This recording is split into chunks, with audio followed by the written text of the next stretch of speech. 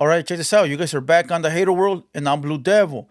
What we have going on today is a video of big folk from Chicago recanting a story of when Nipsey Hussle's homeboys robbed the cartel for 300 keys. But before we get into that video, if you guys are new to the Hater World, make sure you go over, hit the subscribe button, hit the bell, like the video, and most importantly, leave me a comment down below and let me know if you guys like what I'm doing or whether you don't. Salute to all the day ones. Salute to all the subscribers. You guys already know nothing but love. But check this out. Today, Tuesday, 6 p.m., we got the 200 Boys episode number 9 live. We got a lot of shit to talk about. We're going to go ahead and recap the LA Icon podcast. We're going to talk about a lot of shit that's been flowing around in the comments, a lot of drama bullshit. And we're going to talk about, most importantly, Lakers versus Warriors, Lakers in 6, maybe 5. But we also going to talk about the elephant in the room. People have been making videos about this shit. Milks and 4, trying to question the SS and the policies that fall under that category. Now, you guys already know we don't talk about gang politics on this channel. We're not the prison genre. But he wants some questions answered, and that's exactly what we're gonna do. We're gonna answer them questions. So make sure you guys pull up 6 p.m. today. Right after this video, couple more hours, you guys can lock it in. All right. But other than that, if you guys want to follow me on Instagram at TheHaterWorld, Spotify, Apple Music, you guys already know Twitter, Twitch, Facebook, all that shit. Go show some love, support, hit the website, But other than that, let's go ahead and get into this video of big folk. I'm sorry, I don't know what the fuck I was reading. Talking about Nipsey Hussle, talking about how the cartel tried to smoke him. I had heard this story before, but it is what it is. So let's go ahead and watch this and get you guys a Southsiders reaction. Let's get it. The Mexicans in Chicago tried to kill Nip. Yeah, news too, because his homie Rampart, the same. I said this on No Jumper too, to Flocka. The same nigga that was with Nip that he got killed. Check this out. Big folk already had told the story, but nobody really caught on. And when he had told it on No Jumper, he was really like, it was very short. It was in passing. And I was going to do a reaction to it, but, I said there's not enough there. Like, there's not enough meat on the bone. Now he actually recants the story on why it happened and how it happened. So let's get into it. With his homie that day in the parking lot, the nigga that ran away, like took off fast as hell, that was Rampart. But like I was saying, like, I know he got a lot of grief for running away, like, you know what I'm saying? Because like you, Sean Cotton, whoever's around you, like Charles White, I know you helping his career. Nigga, if somebody get to blowing at you and that nigga run off on you, the nigga like me gonna look at you like, damn, that's not honorable. Because that man, he your lifeline. Facts. And he save him, do something, nigga. So, but I'm like, I know he was. Facts. You don't leave the homie there for dead, Yeah, I know you're not supposed to stick around and fight with a gun. You can't bring a knife to a gunfight. Even though I've seen homies do that shit, wild, crazy homies where they'll have a knife and they think that's gonna outdo a gun. But you try and do something for the homie. And that fool just ran and left Nipsey for dead.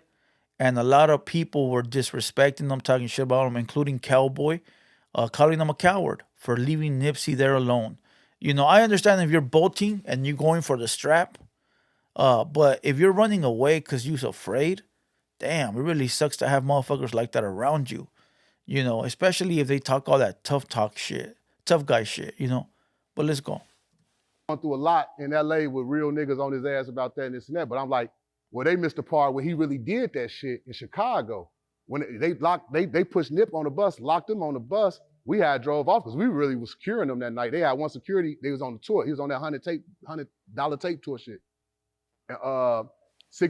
For those that don't know, that was a long time ago. That could have probably been 2012, 2013. That's when he was selling his CD for $100. That's when Jay-Z had ended up buying like 1,000 copies of that album. I'm sorry, that mixtape. Let's go. Kids with Crenshaw Shirts on came behind. Matter of fact, at the concert, Sean, it was fucking 100 Mexicans with colorful Crenshaw shirts on the south side of Chicago. I'm already like, man, what's to this? And we went backstage. Nip like, man, hey, keep y'all head up because, some shit went on back home. He dead now, so I can say it. The 60's or whatever, they had robbed the motherfucking cartel for like 300 keys of heroin. Check this out. Those are things you can't get away with. Now, listen, He said there was about 30, 40 Mexicans at the front row, all wearing Crenshaw shirts.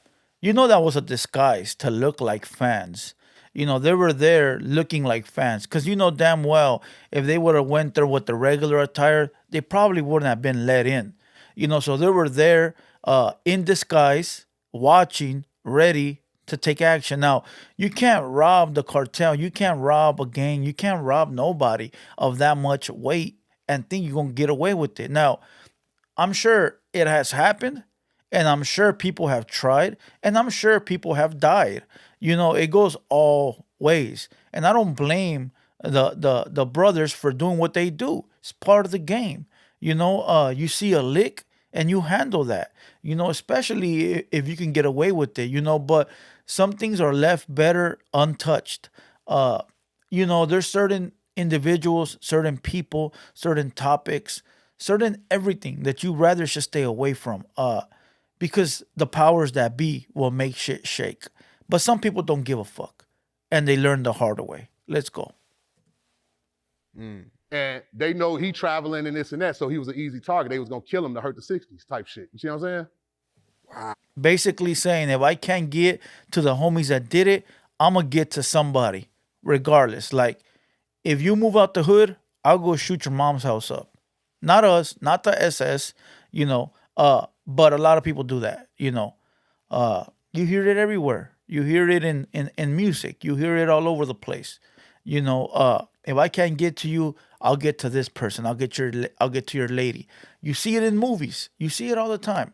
You know, where they can't get to the guy, so they kidnap the wife, and now you gotta go save the wife. You know, it's basically simply saying if we can't get to the fools that did it, we're gonna hurt them where it really hurts.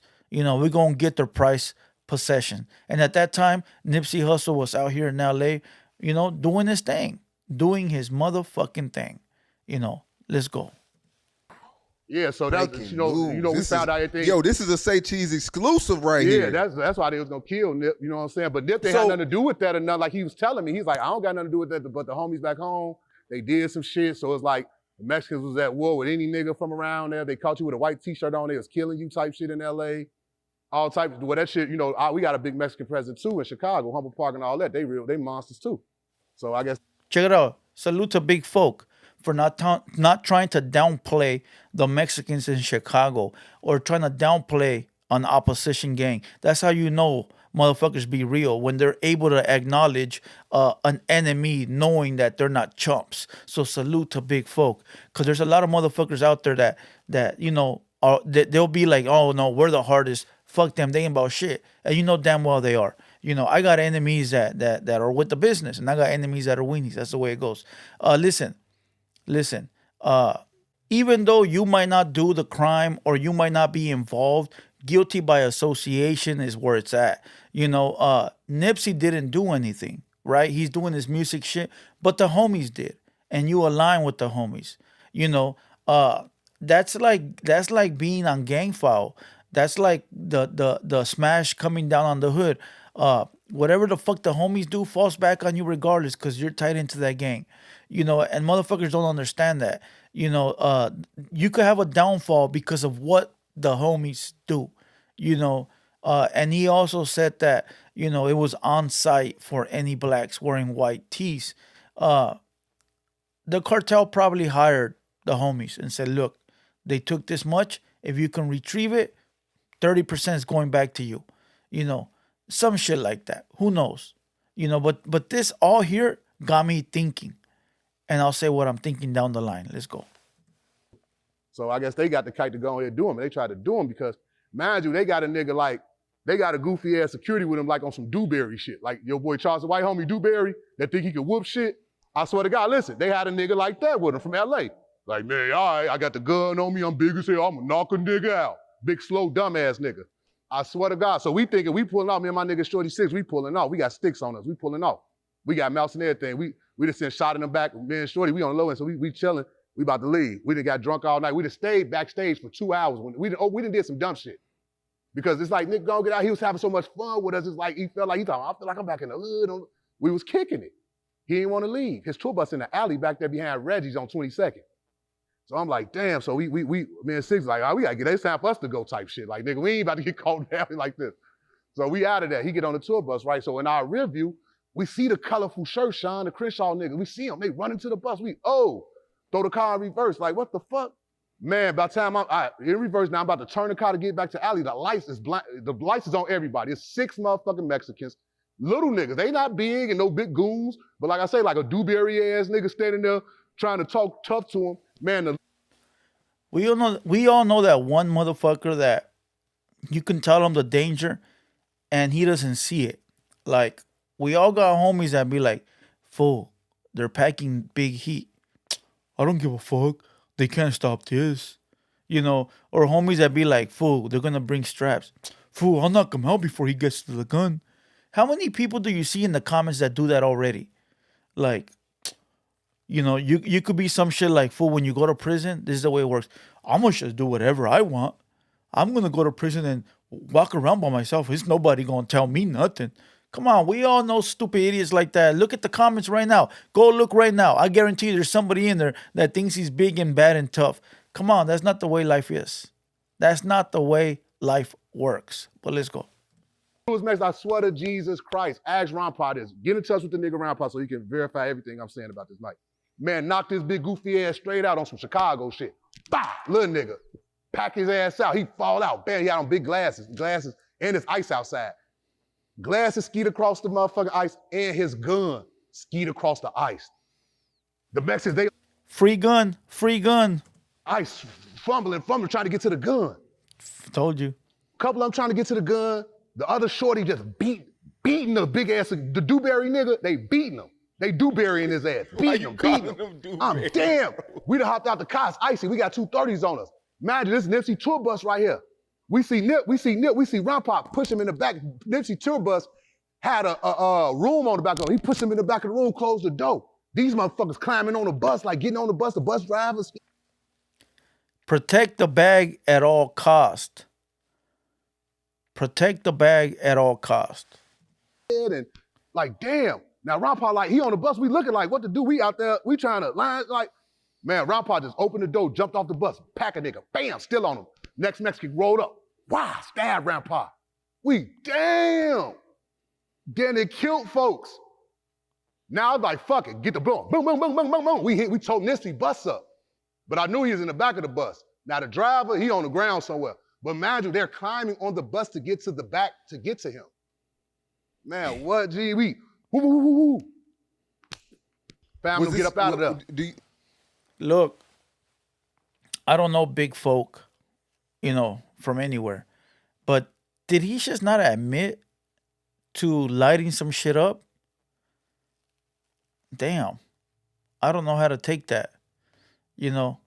And I mean that in the way of not him being a fucking snitch. Because I can guarantee you he's probably not. I mean of the way of the popo watching this and trying to line some shit up, you know. He says somebody died.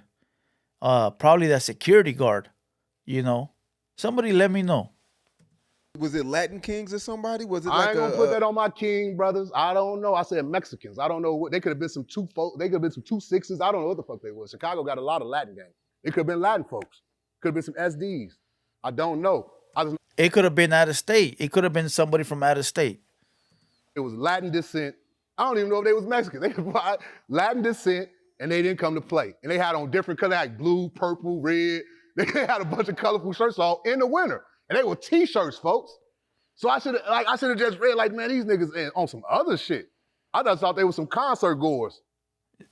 I told you, I haven't watched this video, but from listening to it, I can tell you that they were under disguise, right? Check this out. This got me thinking, right? This got me thinking. Man, listen, I'm probably wrong. Don't listen to me. But what if Eric Holder got paid to take care of that business? Hey, it's not out of the possibility of the realm. You know, I'm probably wrong, and I'm not trying to stir shit up, but what if? What if? That shit happens all the time. They'll pay your close homies to take care of business. You know, they say everybody got a dollar amount. What if? What if they couldn't get to Nipsey because of what his homeboys did and say, you know what? Let's just pay his homeboy to do it. You never fucking know. You never fucking know. But no, they was trying to kill Nip, man. So more to that story, Rampart got left behind, had to go to Chicago Cook County Hospital. He was stabbed though, we got him to the hospital. The big security guard got his nose broke, I think. The Dewberry nigga got it. We gonna call him Dewberry. Dewberry got his nose broke and put back on the bus.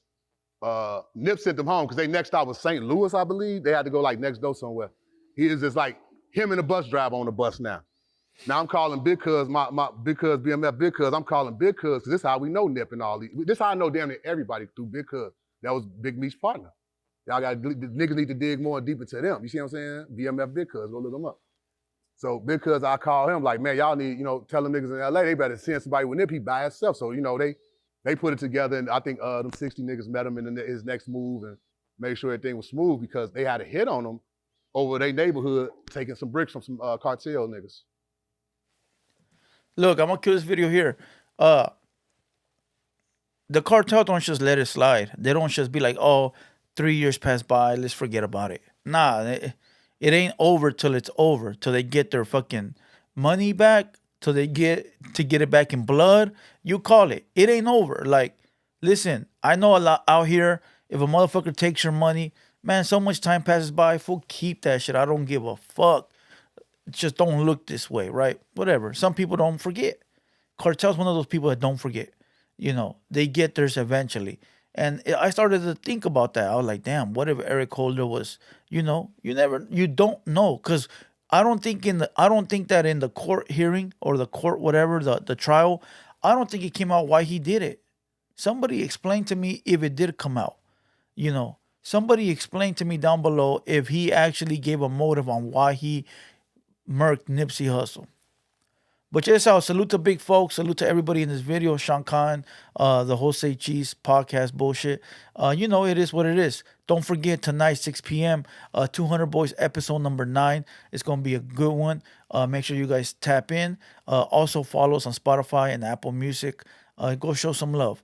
But other than that, I'm going to kill this video. We're laying call it a day. Once again, I'm Blue Devil. This has been a Hater World production. And we out.